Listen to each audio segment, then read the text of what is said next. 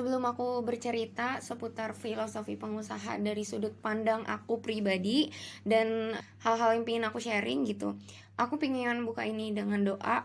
Dari manapun teman-teman mendengarkan agama apapun, ini doaku yang aku buka sekarang. Ya Allah, tidak ada sebaik penolong dan pemberi jawaban selain darimu. Ya Allah, tolong jaga iman dan prinsip hamba.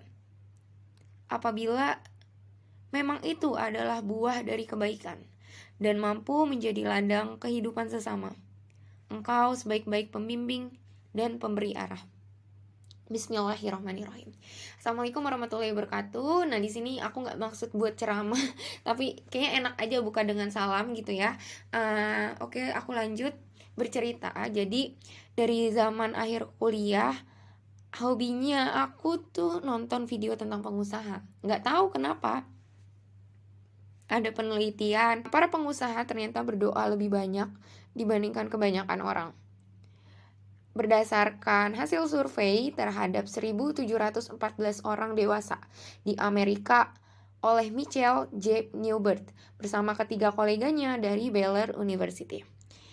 Ya, kesimpulannya bahwa bagi para pengusaha yang berprinsip dengan niat gak neko-neko, niat yang lurus, menghadapi kehidupan pengusaha dengan untung rugi yang naik turun, dinamis, inovasi yang harus terus dijalankan gitu ya untuk bisa tetap eksis di perkembangan zaman, tentu punya kompetitor dan menjadi garda terdepan penggerak ekonomi, tentunya punya dinamis sendiri ya yang jarang bahkan bakal sering banget jatuh dan bangun. Makanya dapat diaminkan atau dipercaya untuk penelitian tersebut secara faktual. Cobaan rata-rata mereka nggak main-main. Contohnya, aku di sini nggak di endorse sama channel YouTube Pecah Telur, tapi aku fans berat. Bahkan kayaknya kalau Pecah Telur buka lowongan buat perempuan seperti aku bekerja di sana, aku bakal mau sih. Karena apa ya, positive vibes banget di channel itu, menceritakan tentang kisah-kisah pengusaha dan kencang banget gitu penyampaian segi spiritualitasnya gitu. Di situ aku benar-benar dapet, ternyata nggak cuma dari pengalaman yang aku laluin, tapi juga pengalaman mereka gitu ya, benar-benar naik turun banget untuk cobaan yang mereka laluin sehingga menjadi the real entrepreneur. Aku sih bukan jadi pengusaha sih, tapi bekerja di 5 lebih tempat 2 tahun terakhir ini sejak lulus.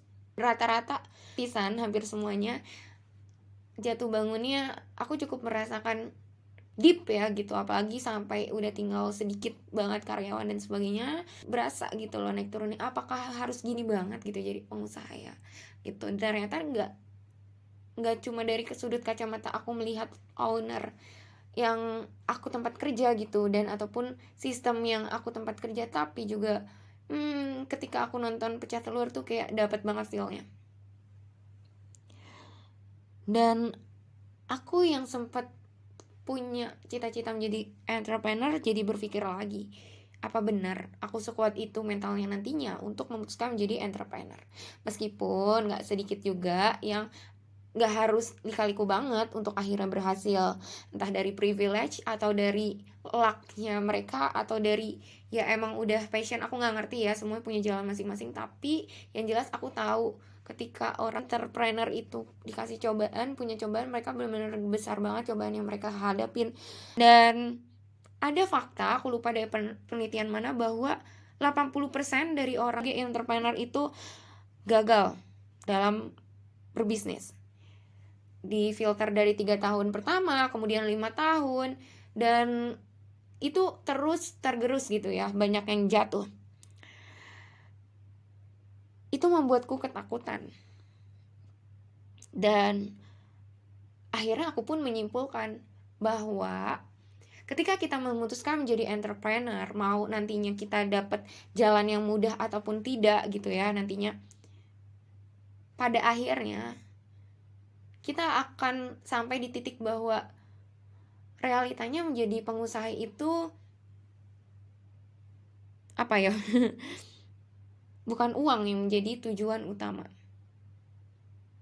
Dan aku pun punya kesimpulan dari dua ranah, yaitu teori dan juga pengalaman yang aku saksikan. Meskipun pengalaman belum yang aku menjadi seorang entrepreneur, ini kurang satu aspek lagi ya, baru dua aspek, bahwa menjadi pengusaha itu ibarat lo memutuskan untuk menjadi seorang atlet yang berolahraga, dimana barbelnya adalah dinamis dan ketidakpastian hidup. Dan dari segi sisi spiritualitas, aku yang ketakutan tapi gak ada niat berubah pianku meskipun aku belum menjalaninya. Lalu aku harus gimana? Oh oke. Apakah aku siap menjadi atlet itu? Dan aku pun mikir kayaknya aku siap deh kalau tujuannya menjadi atlet. Kenapa? Karena ketika kita ke segi spiritualitas dan benar-benar cinta kepada Allah gitu ya, kepada Tuhanku yang benar-benar nemenin aku di umur aku sampai sekarang ini, dan tujuan aku adalah husnul khotimah, masuk surga. Justru ini menjadi peluang yang sangat bagus guys, untuk mendekatkan diri kepada Allah. Gimana kita bisa belajar beriman? Iman itu kan bahasa Arab artinya percaya. Gimana kita bisa beriman benar-benar kuat kalau misalkan kita gak terjun di hal-hal yang gak pasti seperti menjadi seorang pengusaha, right? Dan itu yang aku, titik yang aku, perenungan yang akhirnya aku capai gitu ya. Kamu menjadi the real entrepreneur yang punya niat lurus, tujuan itu akan kamu di saat kamu jatuh dan bangunnya nanti ke depannya jadi seorang pengusaha, karena kamu ingin selalu dekat sama Allah. Jadi ketika kamu jatuh, oke, ini cara Allah buat mendekatkan diri kita kepada Allah. Di saat naik, kita juga ingat, oh iya, lagi naik, Allah lagi ngasih cobaan juga. Apakah dengan naik ini aku goyah, akan terlena gitu? Karena pengusaha gak sedikit yang ketika terlena dia jatuh usahanya. Makanya banyak pengusaha yang ketika dia udah sukses ataupun udah tua, mereka tetap harus produktif gitu ya, meskipun jam kerja mereka nentuin sendiri, udah lebih fleksibel, jauh lebih fleksibel ketika sukses, but mereka tetap dituntut untuk berinovasi, kreatif, dan juga memberikan at least kalaupun mereka udah gak banyak kerja, mereka tetap punya growth mindset, dimana memberikan generasi berikutnya gitu ya, gimana ilmunya itu bisa turun temurun gitu, dipakai di generasi berikutnya ilmu bisnisnya, the real atlet.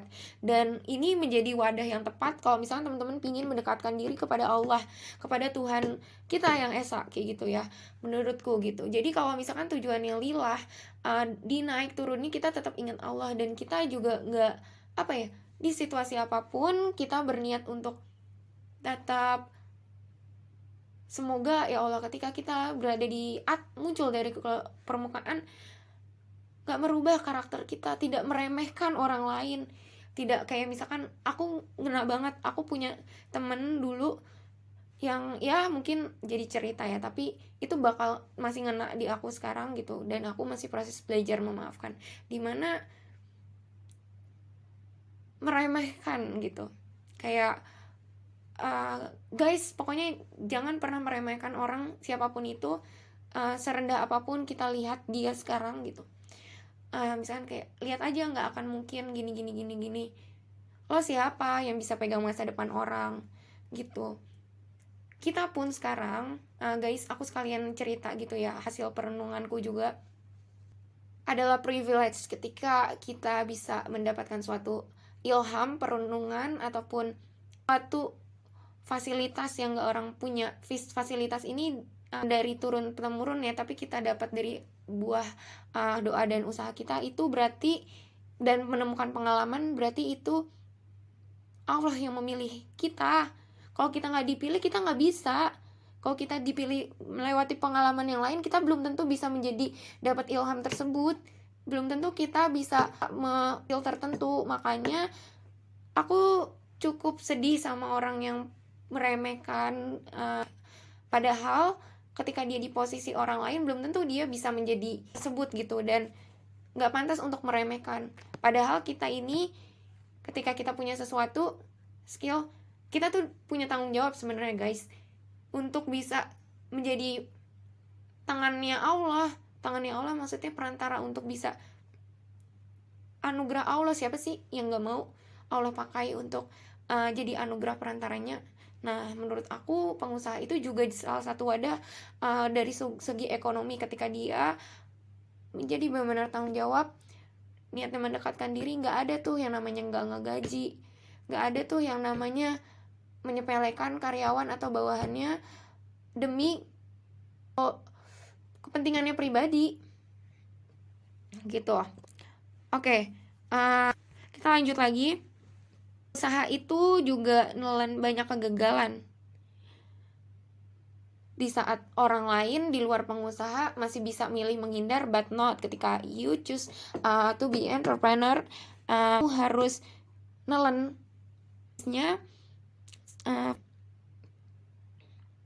itu ya tadi aku bilang salah satu wadah untuk menjadi penggerak ekonomi. Why? Because ketika usahanya jalan, dia yang meraih omset, keuntungan, dan juga menjadi perantara untuk memberi nafkah kehidupan keluarga-keluarga karyawan-karyawannya. Maka dari itu akan jadi butuh ketergantungan dan doa kepada Allah bagi orang-orang yang punya niat lempeng gitu ya, menjadi real entrepreneur yang punya spiritualitas. Karena siapa sih yang bisa nentuin masa depan? Tidak ada kan, nggak ada seorang pun. Naik turun harus dijalanin. Maka ketika jadi pengusaha, agar tetap ingat Allah terus, yaitu kita anggap kegagalan ini adalah olahraga yang harus kita latih, yang masa finishnya hanyalah kematian. Dan ini menjadi sebenarnya fasilitas ibarat gym. Lu dikasih tempat gym secara free buat lu terus olahraga biar tetap bugar, sehat, fresh gitu. Jadi pengusaha ini menjaga lu stay surga gitu, kalau menurut aku pribadi ya, karena aku kan menghubungin spiritualitas gitu dari segi peruntunganku. Ini yang bikin aku paham kenapa sih gitu Nabi terakhir kita, Nabi Muhammad, menganjurkan berdagang, dan dia itu adalah seorang pedagang guys. Bahkan istrinya Siti Khadijah pun seorang pebisnis. Dan kita tahu sendiri Chinese gitu ya, China banyak orang-orang yang berhasil melalui jalur bisnis, dan 10 pintu rezeki salah satunya adalah melalui berdagang guys. Jadi itu udah kayak aku selalu menghubungkan agama dari Islam karena aku sedikit punya, tapi aku percaya, aku melihat, aku amatin di real life-nya, dan aku coba terapin. Kan harusnya kalau kita percaya itu benar terjadi kan, dan ternyata emang ketika aku hubungin satu sama lainnya gitu. Kenapa? Makanya menurutku mereka diberikan kepercayaan oleh Allah dalam garda ekonomi gitu ya, yang lurus gitu ya niatnya, ataupun gak sedikit entrepreneur yang gitu, bukan orang-orang baik, tapi baik atau enggaknya mereka dibiasakan terlatih untuk di jembatan yang goyang-goyang gitu ibaratnya gitu. Nanti aku bakal tulis di deskripsi link penelitian aku dapat dari YouTube dari Pak Indrawan kalau nggak salah ya, dan juga aku kasih link untuk Pecah Telur channel YouTube-nya.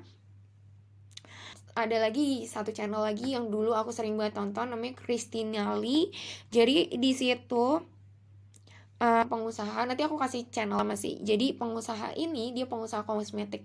Dia itu dulu dari yang namanya rumahnya itu di pinggir kali guys, bahkan kayak gubuk gitu, dan dia bisa sampai sukses sekarang jadi pengusaha kosmetik.